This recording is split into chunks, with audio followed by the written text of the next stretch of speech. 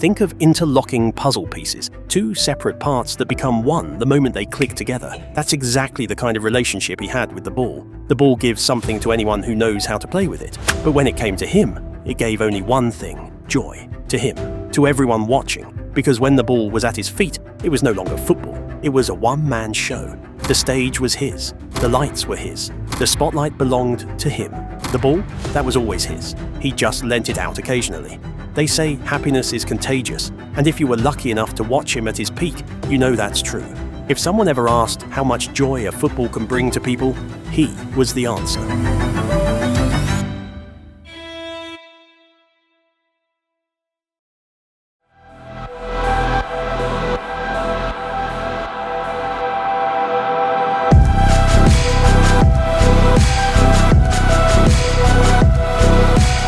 The Ronaldinho we all know, real name Ronaldo de Assis Moreira, was born on March 21st, 1980, in Porto Alegre. Ronaldinho is actually a nickname, and there's a beautiful story behind it. But before we get there, let's go back to the beginning, his childhood. Like many iconic Brazilian footballers, he came from a poor family, and maybe you've wondered the same thing I did. Why do so many Brazilian players come from poverty?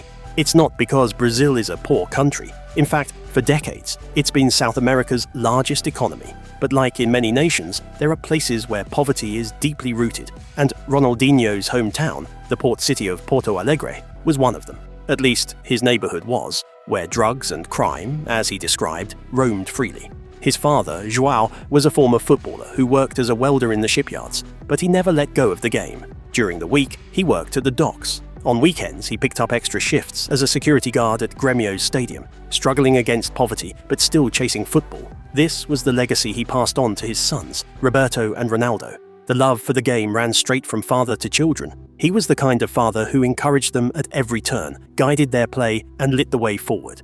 Roberto, Ronaldinho's older brother, was 10 years ahead and the family's great hope. By 18, he had already made it into Grêmio's first team and was carrying the weight of lifting his family out of hardship. But that's when something happened, something that would change Ronaldinho's life forever. He had just finished a long day chasing the ball through the streets, and as a tired 7-year-old, he made his way home. When he walked in, he saw a crowd in the kitchen. His first thought, that he'd missed Roberto's 18th birthday party. But something was off. There were no laughs, no joy, just tears in his mother's eyes, the kind of tears he wasn't used to seeing. Roberto took his little brother aside, held him tight, and whispered the words no child should ever hear. There was an accident. Dad's gone. He died. At that age, such words don't register. Ronaldinho remembers thinking, what do you mean, gone? How could he be gone? When is he coming back? It took me years to understand he never would, he later said. Some people grow up late. Others are forced to grow up too soon. Ronaldinho was barely older than 10 when football became the center of his world. But it wasn't just a game anymore. It was a connection, a memory, a refuge. Every time I touched the ball, it felt like my dad was right there with me, he once recalled. When the ball was at my feet, I felt free and happy. It was like hearing music. And when you feel that, you want to share it. And maybe that was Ronaldinho's greatest gift, the joy. The way he played wasn't just fun for himself. It was contagious. His smile alone could light up a stadium. And if you were lucky enough to watch him in his prime, then you already know. He didn't just play football. He threw a party. He invited his teammates, the fans, and even the people watching from their living rooms. Some people never understood why he smiled so much on the pitch. Ronaldinho had the simplest answer. I smile because football is fun. Why should I be serious? My job is to spread that joy.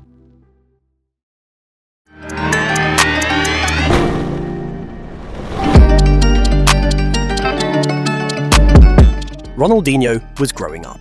Following in the footsteps of his older brother, his childhood idol, he joined the youth academy at Grêmio. And when he wasn't in training, he was still playing. With friends, with his brother, with whoever was up for a game, until they got tired.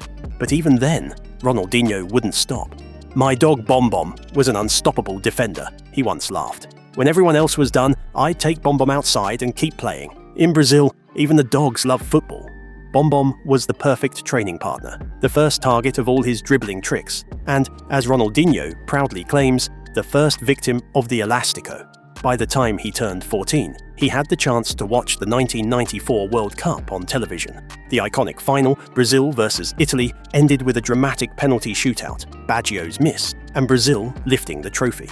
Until then, he just wanted to become a footballer. But that day, something changed. He understood what football truly meant to Brazilians, how it had the power to bring joy, even to ordinary people.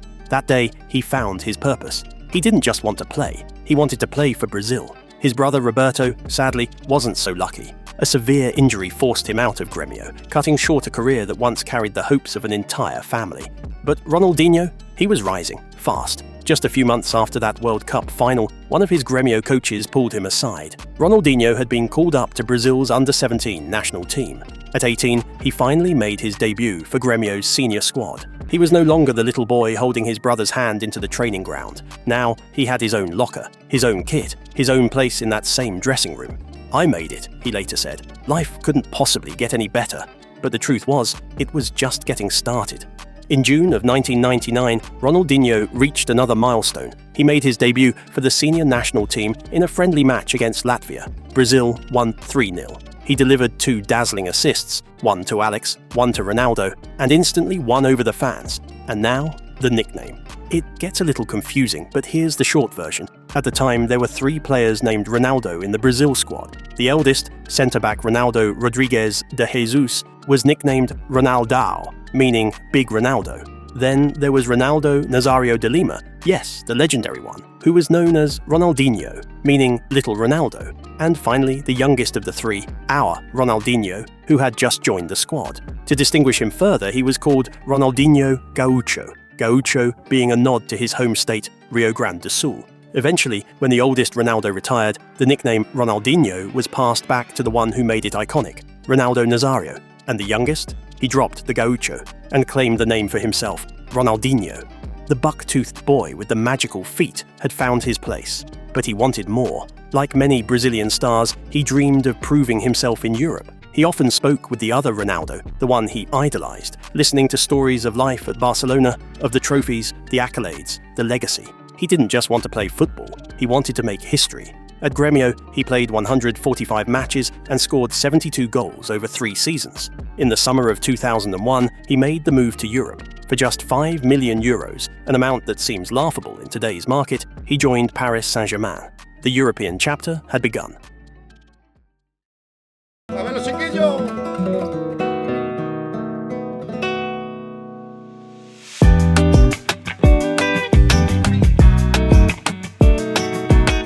With his slightly grown-out hair and fresh new look, Ronaldinho spent 2 seasons in Paris. Back then, PSG wasn't owned by oil-rich investors, and it certainly wasn't the powerhouse it is today. He didn't win any trophies during his time there, but he didn't need to. What mattered was how quickly he adapted to European football. He became the heartbeat of the team. In his debut season with PSG, he made 39 appearances, scoring 13 goals and delivering 7 assists. His flair, his unpredictability, it all made him impossible to ignore. The national team kept calling, occasionally at first, but even then, his place in the squad for the 2002 World Cup was far from guaranteed.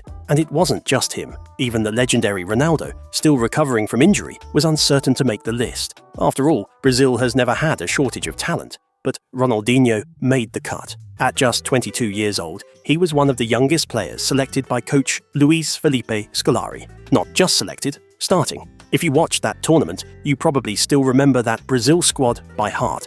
Ronaldinho was its soul. Behind him, 2 relentless warriors, Gilberto Silva and Kleberson. On the flanks, perhaps the greatest fullback duo of all time, Cafu and Roberto Carlos. Ahead of him, Rivaldo and Ronaldo, the stars of the show. For many of us, that was the first time we truly met Ronaldinho. And like me, you might have had a similar reaction. In a team with Ronaldo, Roberto Carlos, and Rivaldo, who is this kid standing over every free kick?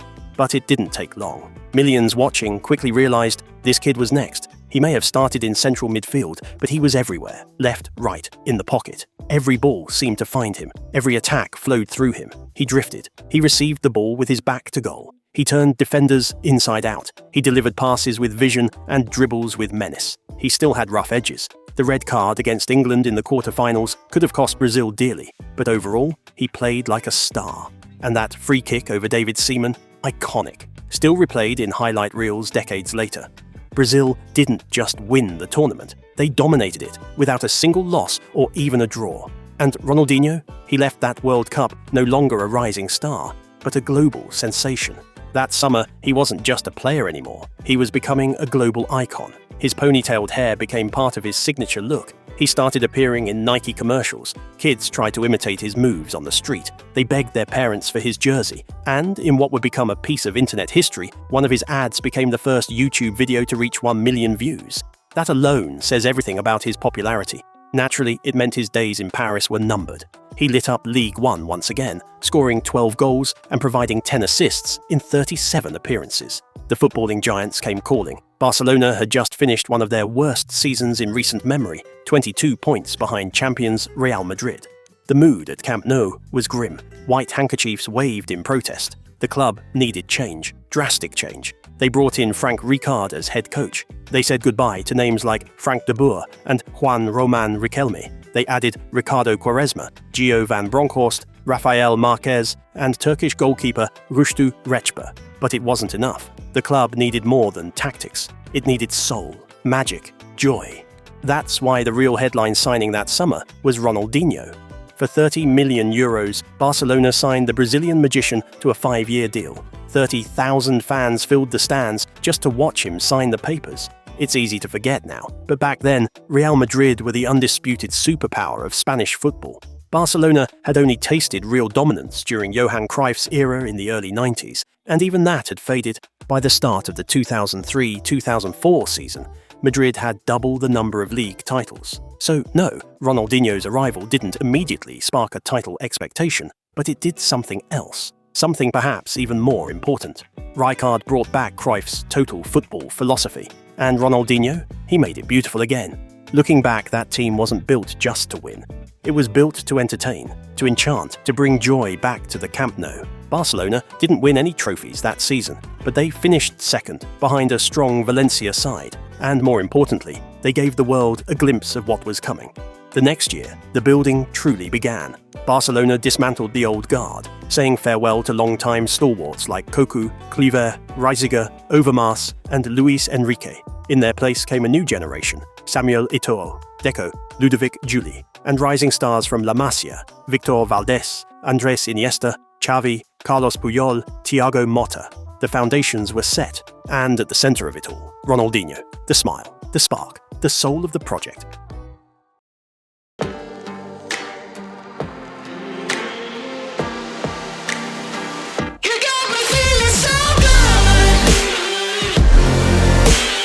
The 2004-2005 season marked the turning point. It was the year Ronaldinho stopped being just a gifted player and became the best footballer on the planet. I don't know how many players have ever made you feel this way, but for me, after Ronaldo, he was the first to make me think 10 plus 1. Football is, of course, a team game, but what Ronaldinho brought to the pitch was so far beyond the other 10 players, it stood out in ways you couldn't ignore. Even if you weren't a Barcelona fan, you'd sit in front of the screen just to watch him. He's won a World Cup, league titles, and the Ballon d'Or.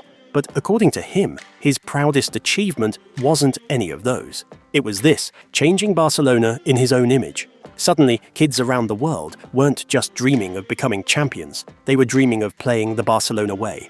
Yes, Barca has always been known for its fluid, pass-heavy football, but Ronaldinho was a soloist inside that symphony, and somehow, instead of clashing with the rhythm, he elevated it. He didn't force the game, he didn't command the ball, he waited. And when it came to him, what he did with it felt effortless, natural, mesmerizing. Rather than disrupting the team's chemistry, his brilliance melted into it. He danced between structure and spontaneity like no one else. And for that, some credit must go to Frank Rijkaard, who designed the system to highlight Ronaldinho's gifts. Stylistically, I don't know if we'll ever see another like him. He didn't just play football with his feet. He played with his hips, his spine, his shoulders. Every inch of his body pulsed in harmony with the ball. Samba and sport woven into art. And of course, his greatest magic? He never tried to look cool. He never acted like a superstar. He just played to be happy and to spread that happiness. One of a kind.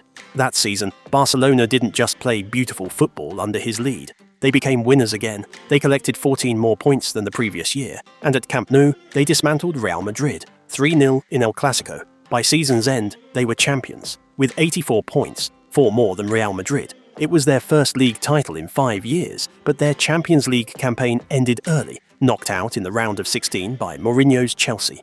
Ronaldinho, though, did everything he could, especially in the away leg at Stamford Bridge, scoring an unforgettable goal that left Petr Cech frozen in place.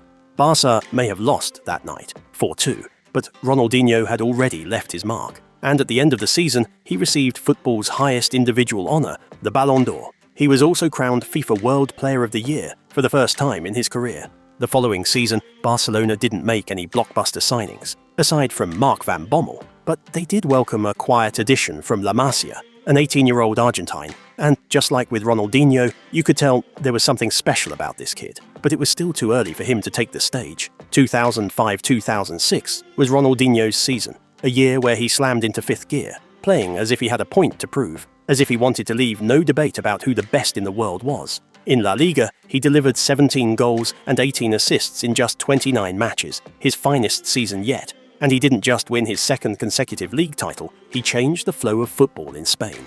At the Santiago Bernabeu, Barcelona dismantled Real Madrid 3-0, and when Ronaldinho scored the final goal of the match, something surreal happened. The home crowd stood up.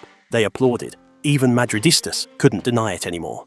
As long as Ronaldinho was on the pitch, Barcelona were the better team. In the Champions League, destiny once again paired them with Mourinho's Chelsea in the round of 16. The previous season, Chelsea had knocked Barca out. Not this time. Mourinho, ever the tactician, had the Stamford Bridge pitch deliberately ruined, turning it into a potato field to slow down Barcelona's technical players, especially Ronaldinho. It didn't work. Barcelona returned home with a 2-1 win in their pocket. The second leg in Spain ended 1-1 thanks to a sensational Ronaldinho goal and a Lampard penalty.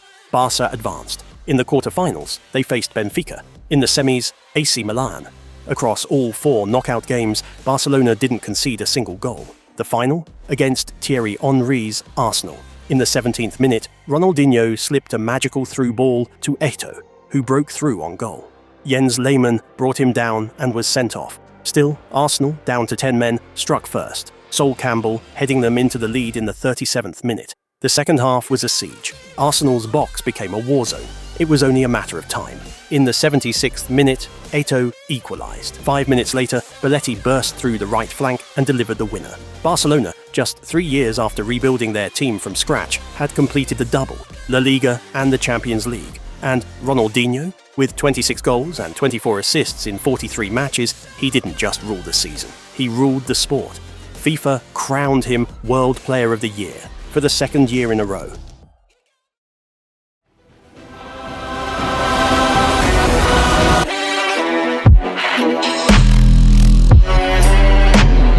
As the reigning Ballon d'Or winner, Ronaldinho arrived at the 2006 World Cup carrying the weight of global expectation. After winning both La Liga and the Champions League, a World Cup triumph would complete a once-in-a-lifetime collection and seal his dominance over the sport. Jokes were flying around that, to keep the tournament fair, Ronaldinho should be banned from playing. But the tournament in Germany didn't go as scripted. Brazil wasn't the same side it had been in 2002. Rivaldo was gone. Cafu was 36. Roberto Carlos was 33. Ronaldo, once unstoppable, was battling fitness and weight issues again. Ronaldinho? Everyone expected him to carry this team, to be what he was for Barcelona. But this wasn't Barcelona. The chemistry wasn't there. The structure wasn't there. Brazil cruised through the group stage and beat Ghana in the round of 16, but their performances felt off, flat, uninspired. And Ronaldinho, he simply wasn't himself. It all came to a head in the quarter-finals against France. This was the moment, shine or fade. France smothered Brazil with a physically dominant midfield and defense. Zidane and Henry ran the show.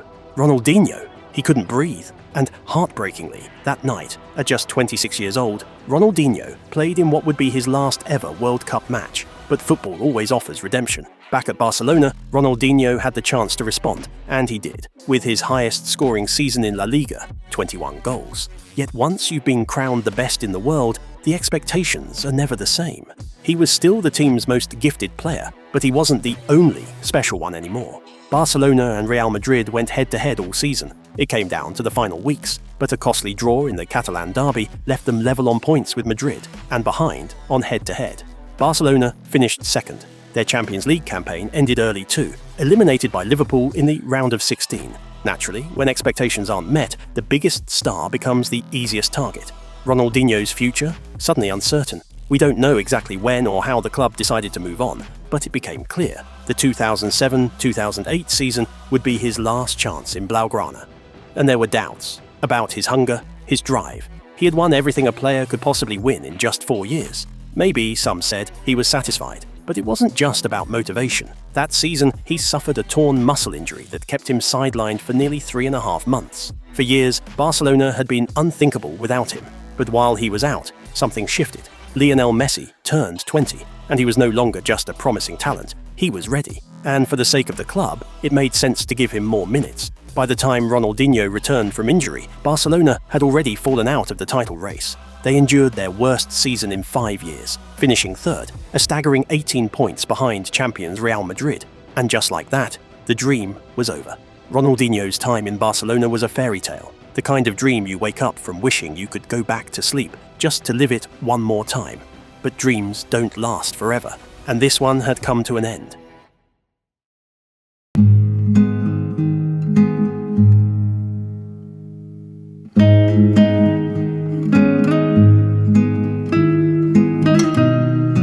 In July 2008, Ronaldinho was sold to Italian giants AC Milan for €24 million.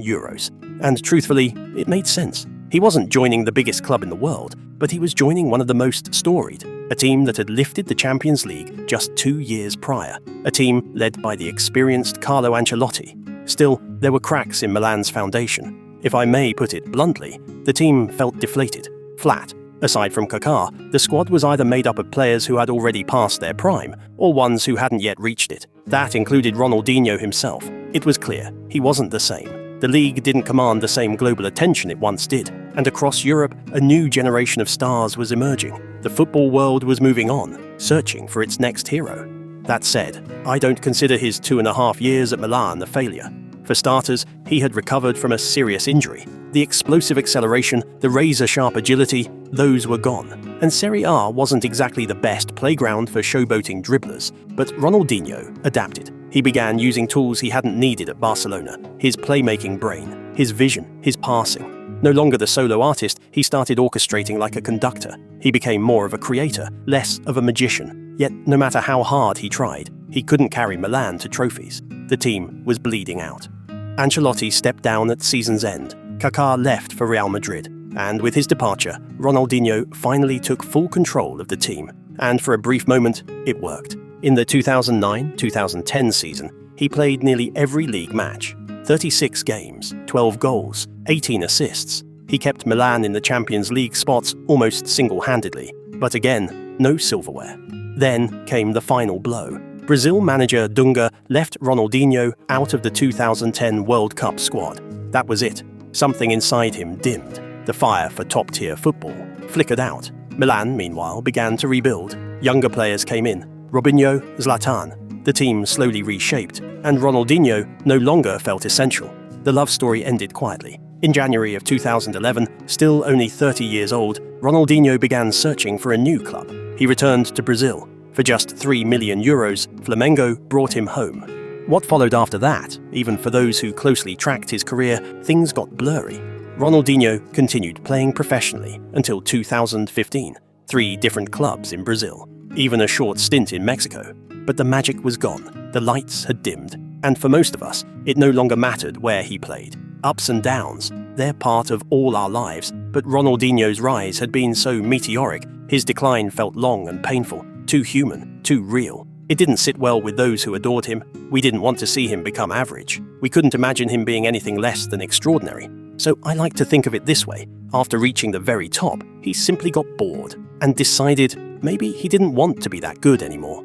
In 2017, Ronaldinho wrote a letter to his 8-year-old self, and in it, he captured what football truly meant to him. This is what he wrote.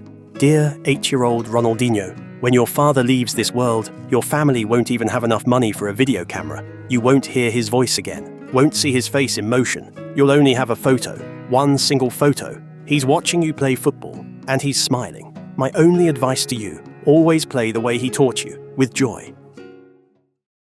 Ronaldinho wasn't just a player. He was a man on a secret mission to make people fall in love with football And he did it so well, many of us still feel like he never really left. That smile, that magic, that samba-soaked soul. Maybe, just maybe, he's still out there somewhere, pulling off an elastico and making someone's jaw drop. That's how we'll always remember him.